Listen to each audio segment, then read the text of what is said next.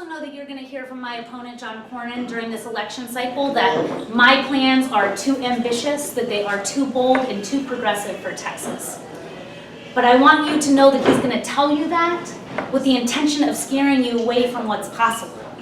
Because while he may believe in the power of the ultra-wealthy and well-connected, that it should be him that continues to serve and govern and lead our state after serving us for nearly 2 full decades, leading to the highest uninsured rate in the country, one of the highest child poverty rates, and aligning himself with a president that has demonized the majority of our population who are people of color, and 1 in 3 of us are like me, immigrants or children of immigrants in Texas. But I believe in the power of us. I believe in the power of ordinary people coming together to build a government that belongs to and serves us. And I quite frankly think the things we want are not asking too much. That I don't think it's too much for Texas families to want to judge our economy not only by how well big corporations are doing, but to judge our economy by how well ordinary people are doing. And I don't think it's too much to ask that in the richest nation in the whole world, that we all be able to go to the doctor when we are sick and have the highest quality health care when we need it.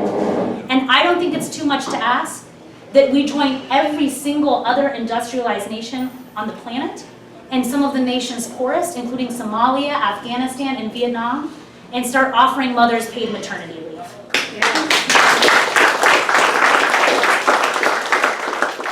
And I don't think it's too much to ask that we leave it up to women instead of politicians to decide when they are ready to make a family.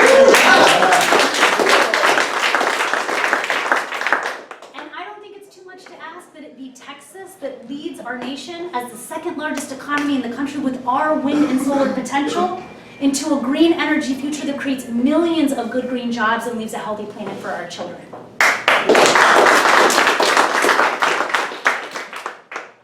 But I also know that the people we have in power right now don't believe in the power of us coming together. That they only want a government that belongs to and serves their interests. And they know that if we turn Texas blue in 2018, that it's not just going to change the political outcome of this state for an election cycle, it's going to change the political outcome and possibilities of the country for an entire generation.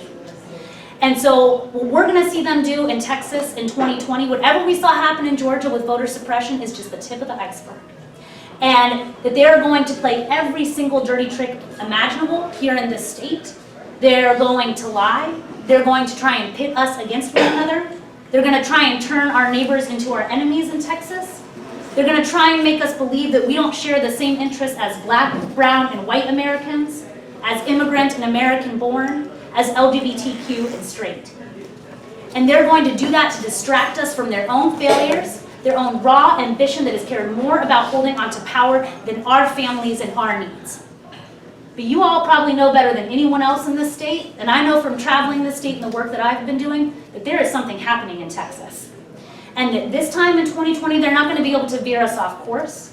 They're not going to be able to stop us from coming together to build a government that understands that their success lies in our success. And I know the Texas that I want, that this Texas where we come together and have a government that actually represents us, that I'm not the only one that wants it, that we're the majority of Texas. So when you hear from the other side that our plans are too ambitious and too bold, I just ask that you respond to them and tell them that in Texas we dream big because we are big.